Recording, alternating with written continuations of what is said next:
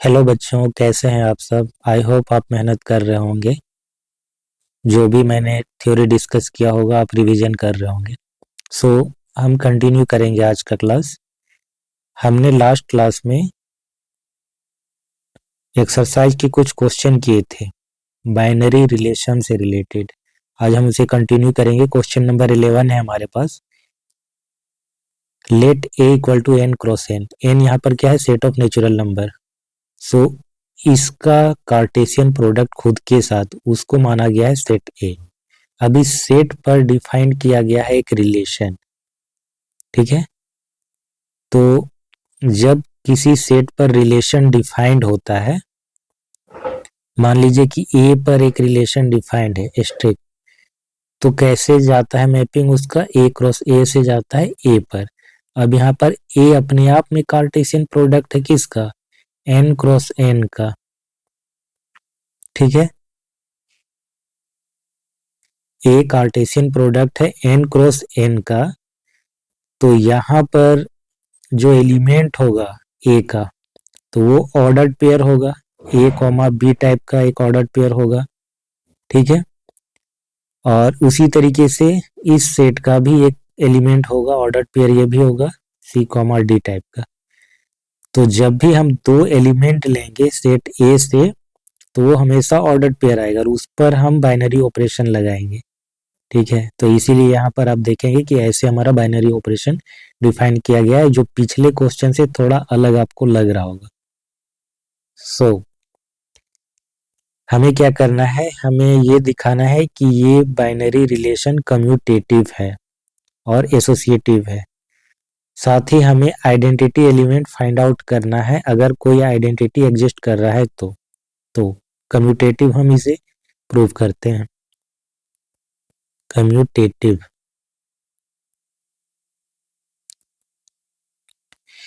Commutative के लिए क्या करते हैं? हर एक एलिमेंट के लिए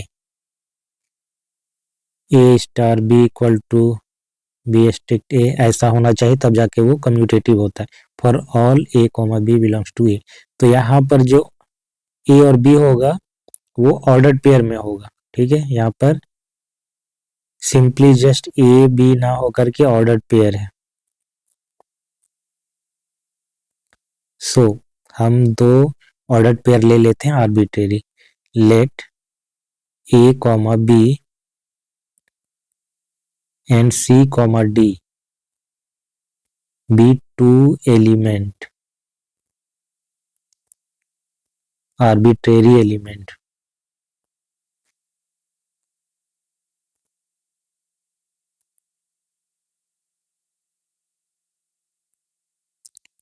from A. Now A comma B strict C comma D equal to define कैसे है? A plus C B plus D, यानी कि इस एलिमेंट का फर्स्ट कंपोनेंट इस एलिमेंट के फर्स्ट कंपोनेंट के साथ इसका सम किया गया है।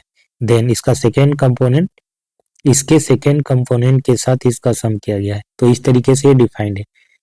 अब क्योंकि यहाँ पर ए और सी क्या है, हमारा जो सेट ए है वो कार्टेशियन प्रोडक्ट है एन का। एन क्या है? Set of natural number. तो जो भी ऑर्डर पेयर आ रहे हैं उसके कंपोनेंट नेचुरल नंबर होंगे। सो यहाँ पर ए सी बी डी ये सब नेचुरल नंबर हैं।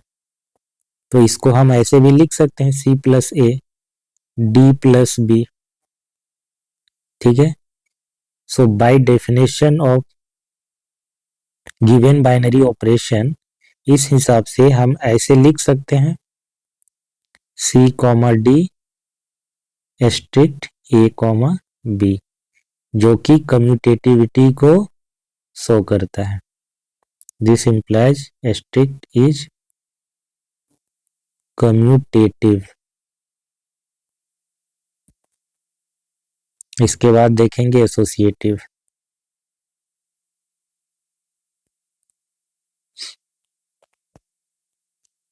लेट ए comma B C comma D E comma F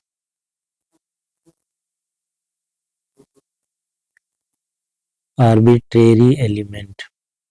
ठीक है, आर्बिट्रेरी ले लिया, A comma B asterisk C comma D asterisk E comma F.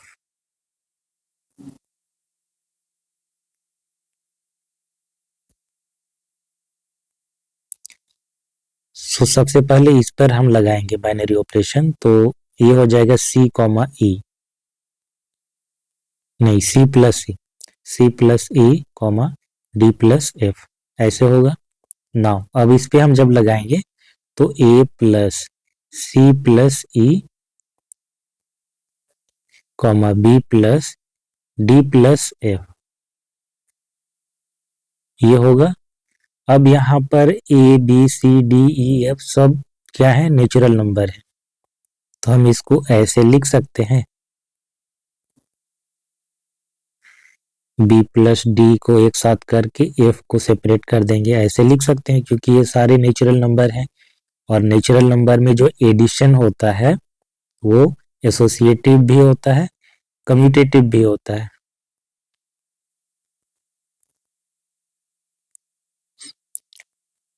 अब यहां से हम सेपरेट करना स्टार्ट करते हैं, A plus C comma B plus D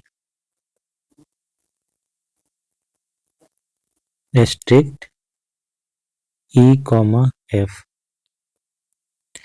now यहाँ पर A plus C comma B plus D है, यहाँ पे फिर से सेपरेट करेंगे, तो A comma B asterisk C comma D asterisk E comma F. So ये हो गया एसोसिएटिव। अब हम फाइंड आउट करेंगे आइडेंटिटी। लेट ई, अच्छा आइडेंटिटी जो होगा वो भी एक ऑर्डर्ड पेयर होगा, तो हम उसको ऐसे मान लेते हैं E1 comma E2 be identity element.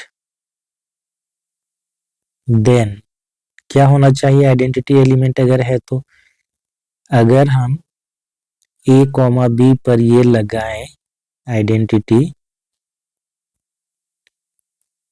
तो ए कॉमा बी ही आना चाहिए ऑर्डर्ड पेयर में, आइडेंटिटी का यही मतलब होता है। अब bye definition of given binary operation ये क्या होता है, ए प्लस E1 होना चाहिए और ये बी प्लस E2 होना चाहिए। अब हम पहले ही पढ़ चुके हैं कि दो ऑर्डर्ड पेयर इक्वल तब होते हैं जब उनके कोरेस्पॉन्डिंग कंपोनेंट इक्वल होते हैं, यानी कि ये वाला इसके बराबर होना चाहिए और ये वाला बी के बराबर होना चाहिए। So A plus E1 equal to A and B plus E2 equal to B, तो E1 इक्वल टू क्या हो जाएगा, 0 हो जाएगा एंड E2 इक्वल टू भी 0 हो जाएगा। सो आइडेंटिटी क्या मिल गया हमें, E equal to E1 comma E2 माने थे, तो ये 0 कॉमा 0। एडिशन में अब जानते हैं कि 0 कॉमा 0 होता है आइडेंटिटी, तो क्योंकि यहाँ पर ऑर्डर्ड पेयर है और जो हमारा ऑपरेशन है वो भी एडिशन वाला है, आप कह सकते हैं कि जो स्ट्रिक्ट है यहाँ पर एडिशन वाला है, क्योंकि दो ऑर्डर्ड पेयर का जब हम सम लेते हैं तो ये इसी तरीके से डिफाइंड होता है कि इसका कंपोनेंट इससे ऐड होता है, ये वाला इससे ऐड होता है, तो ये स्ट्रिक्ट बस एक नोटेशन है, एक्चुअली में यहाँ पर एडिशन हो रहा है और एडिशन में क्या होता है, आइडेंटिटी 0 आता है, बस ऑर्डर्ड पेयर के केस में यहाँ पर 0,0 आ रहा है, तो ये क्वेश्चन कंप्लीट हुआ। नेक्स्ट क्वेश्चन है हमारे पास question number 12, state whether the following statement are true और फॉल्स, जस्टिफाई करना है। इसमें पहला पार्ट है, for an arbitrary binary operation star asterisk on a set, set क्या है, सेट ऑफ नेचुरल नंबर है, तो कह रहा है कि अगर स्ट्रिक्ट कोई बाइनरी ऑपरेशन है सेट एन में तो ऐसा होगा, A asterisk A equal to A for all A belongs to A, क्या ऐसा होगा, नहीं होगा। यहाँ पर बाइनरी ऑपरेशन स्ट्रिक्ट है वो आर्बिट्रेरी है, जबकि बाइनरी ऑपरेशन क्या होता है, एक स्पेसिफिक रूल होता है जो उससे उसी सेट के दो एलिमेंट को उसी सेट के किसी एक एलिमेंट पे मैप करता है, यानी कि हम दो नेचुरल नंबर लें उस पर स्टार ये वाला ऑपरेशन लगाएं, जो रिजल्ट आए वो इसी का एलिमेंट होना चाहिए। बट वो आर्बिट्रेरी ऑपरेशन जो है वो कुछ भी हो सकता है, बहुत तरीके से ऑपरेशन डिफाइंड हो सकता है ना। तो एडिशन एक ऑपरेशन होता है, अब जानते हैं ये कैसा होता है, सेट ऑफ नेचुरल नंबर पे दो नंबर्स को जोड़ता है। मल्टीप्लिकेशन हो सकता है, और एस्टिक जो है कई तरीके से डिफाइन कर सकते हैं हम उसको। ये भी हो सकता है कि ए प्लस ए बी, इस टाइप का भी डिफाइंड हो सकता है, ठीक है। फिर ए टू द पावर बी ऐसा भी डिफाइंड हो सकता है। तो कहने का मतलब है कि इस रूल को हम कई तरीके से डिफाइन कर सकते हैं, बहुत तरीके से रूल लगा सकते हैं। जबकि यहाँ पर कहा गया है for an arbitrary binary operation, पहले कह रहा है कि आर्बिट्रेरी है, कुछ भी हो सकता है, मतलब जितने भी उस पर ऑपरेशन डिफाइन किए जाएंगे उस सब के लिए ये उस सबको ये रिप्रेजेंट कर रहा है स्ट्रिक्ट। तो उसमें ये होना चाहिए, उस इसके अकॉर्डिंग ये होगा। जब भी हम कोई आर्बिट्रेरी ऑपरेशन लेंगे तो हमेशा ये चीज होगा, क्या ऐसा होगा, ऐसा नहीं होगा, ठीक है। काउंटर एग्जांपल दे सकते हैं हम लोग, ठीक है। सो binary, a binary operation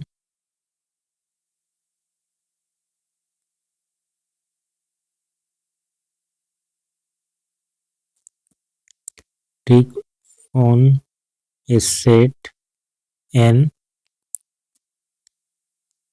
can be any rule which assign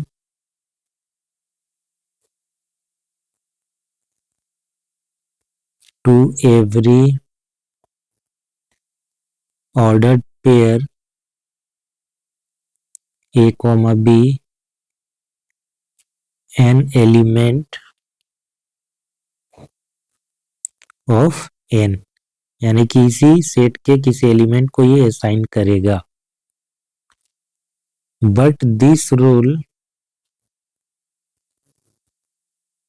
can be anything, कुछ भी हो सकता है ना। अभी हमने एग्जांपल देखा ना कि कई तरीके से रूल डिफाइंड हो सकता है। There is no requirement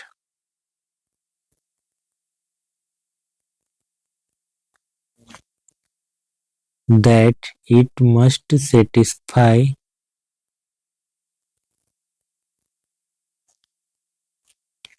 a strict a equal to a, ये सेटिस्फाई करे ऐसा जरूरी नहीं है। काउंटर एग्जांपल हम दे सकते हैं,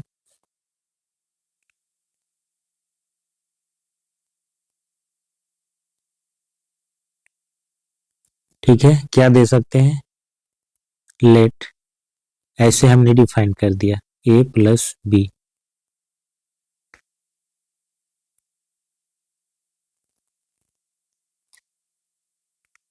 ऐसे डिफाइन कर दिया। अब हम अगर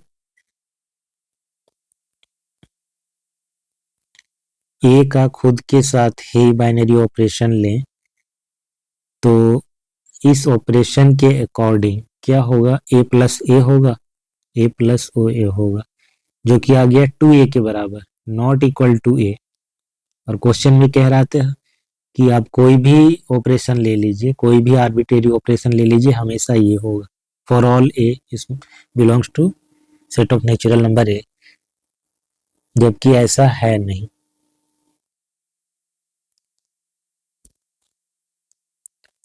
अब हम मूव करेंगे नेक्स्ट क्वेश्चन की ओर। If asterisk is a commutative binary operation on N then A asterisk B asterisk C equal to C asterisk B asterisk A. Check करते हैं क्या ऐसा है या नहीं। So A asterisk B asterisk सी, ये हम लेकर के चलते हैं, ठीक है, एल एच एस। तो अगर कम्यूटेटिव है तो सबसे पहले तो हम इसको ऐसा लिख सकते हैं इसको इधर, इसको इधर, क्योंकि कम्यूटेटिव है भाई। B asterisk C asterisk A, since asterisk is commutative. Commutativity हम लगा दिए इस पे। Now P asterisk C equal to C asterisk B, since asterisk is commutative.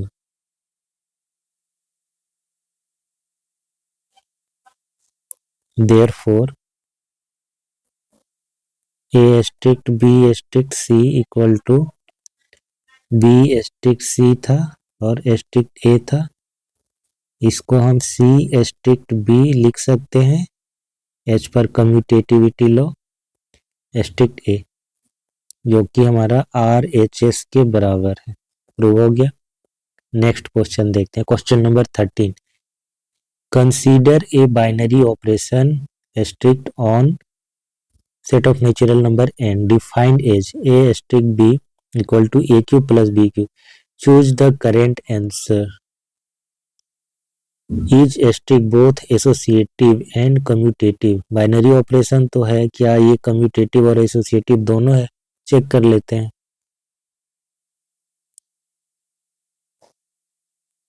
a asterisk b equal to क्या है, a cube plus b cube है, इसको हम b cube plus a cube लिख सकते हैं और फिर हम इसको लिख सकते हैं b एस्ट्रिक्ट a एज पर definition. a asterisk b equal to होता है a cube plus b cube, जो पहला कंपोनेंट है इसका, पहला एलिमेंट है, उस पर पावर 3 प्लस फिर दूसरे एलिमेंट पे पावर 3। तो जब हम उसको ऐसे लिख सकते हैं स्वैप करके, तो पहला एलिमेंट ये बन गया, दूसरा ये बन गया, तो अब इसका इसके साथ बाइनरी ऑपरेशन ऐसे लिख पाएंगे, इसीलिए ये क्या होगा, कम्यूटेटिव होगा।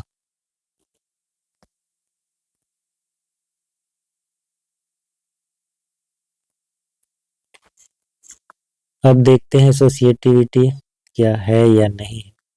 ए asterisk B asterisk C, so A asterisk B asterisk C का मतलब हो जाएगा B cube plus C cube, नहीं होगा, ठीक है, इसके अकॉर्डिंग ऐसा हो जाएगा ये B cube plus C cube का भी whole cube.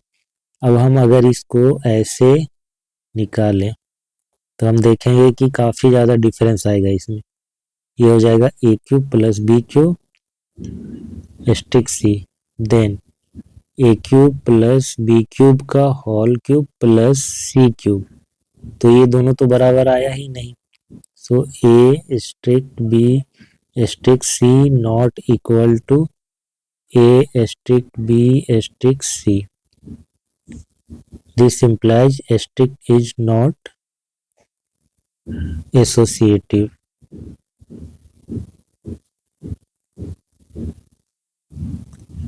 So commutative but not associative, option number B, ठीक है, कम्यूटेटिव तो है बट एसोसिएटिव नहीं है, ठीक है। तो ये एक्सरसाइज खत्म हुआ, ये क्वेश्चन नंबर 13 तक ही लास्ट था।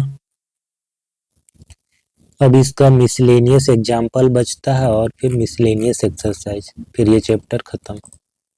तो आई होप कि अच्छा लगा आपको ये वीडियो, आपके लिए काफ़ी यूजफुल होगा ये। सो मिलते हैं नेक्स्ट क्लास में।